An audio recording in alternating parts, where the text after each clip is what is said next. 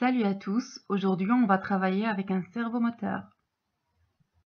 Un servomoteur est un moteur capable de connaître la position de son bras tournant. Il peut tourner à 180 degrés, il possède donc 180 positions ou angles différents, mais il existe des servomoteurs qui peuvent tourner à 360 degrés. Il possède 3 fils, un pour l'alimentation, un pour le terre, un pour commander sa position. Ce dernier doit être branché à un port PWM, c'est-à-dire un port avec un trait ondulé. Pour le programmer, on va utiliser la bibliothèque servo.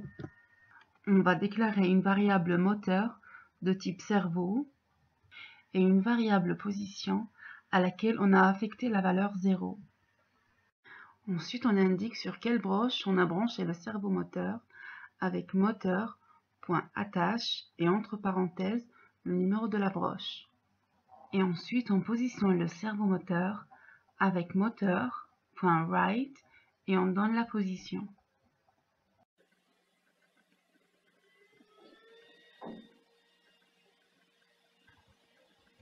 Comment le moteur connaît-il sa position? C'est parce qu'il est équipé d'un potentiomètre. Il y a aussi un circuit qui permet de tourner le moteur dans les deux sens et de le positionner dans la position demandée. Quant au moteur, c'est un simple moteur à courant continu. Maintenant, pour faire tourner le moteur au maximum dans les deux sens, on va rajouter une boucle. On va partir de 0 jusqu'à 180 en rajoutant à chaque fois 1. On va positionner le servomoteur et attendre un petit délai pour que le cerveau ait le temps de se positionner. On peut lire cette opération autrement. For en anglais veut dire pour, la variable position partant de 0 jusqu'à 180 en rajoutant à chaque fois 1, plus ça veut dire plus 1. Positionner le servomoteur et attendre 10 millisecondes.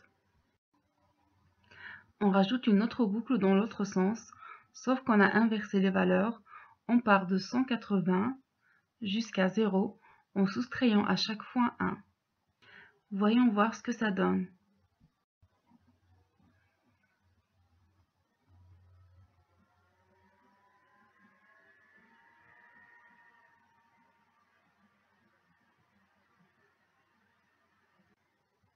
Et voilà pour aujourd'hui.